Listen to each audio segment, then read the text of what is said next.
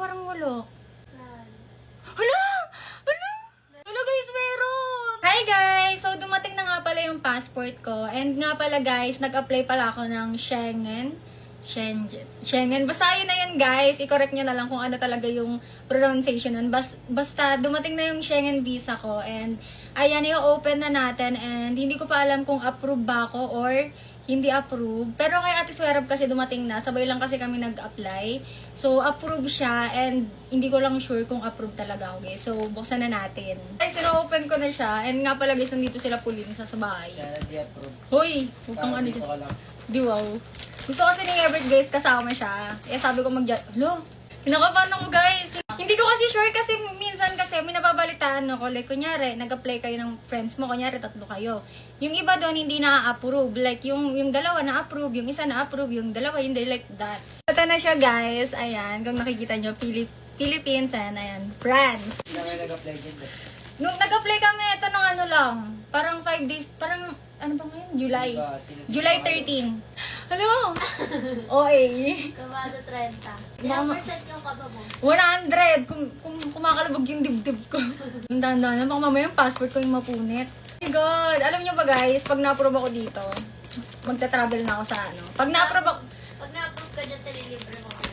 oo, lilibre ko kayo. Pero promise, pag na-approve ako ng ganito, ang next kong nga pala yan, mag-US ako, mga ganon. Sama ko dun. Ay, sama ka. Walang letter. Di ba sabi nila pag may letter, hindi siya approve? Pero walang letter, guys. Hello? Oo eh. Nanginginig ako. Wait lang. Wala, baka mamaya wala. Guys, nanginginig ako. Nakikita niyo ba? Binalik lang pala, no? Gogi, baka binalik lang tong passport ko. Wala. Labi. Eh, wala naman letter. Di, parang wala. Basahin natin. Gogi, wala. Basahin mo din. Wala. Pulin, wala eh. France. Hala! Meron? Wala guys, meron! Uy, siya. Akala ko wala. Wala. Bakit mo mag-apply? Siyempre, Europe to be.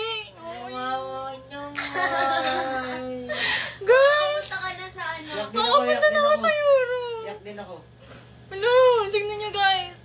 Makakapunta ka na sa Thank you, Lord. Nang bangis ko kita pa dito. Wala na yung makeup ko. Alis pa naman ako. Hello. Thank you, Lord. OA. Nakinabahan ako.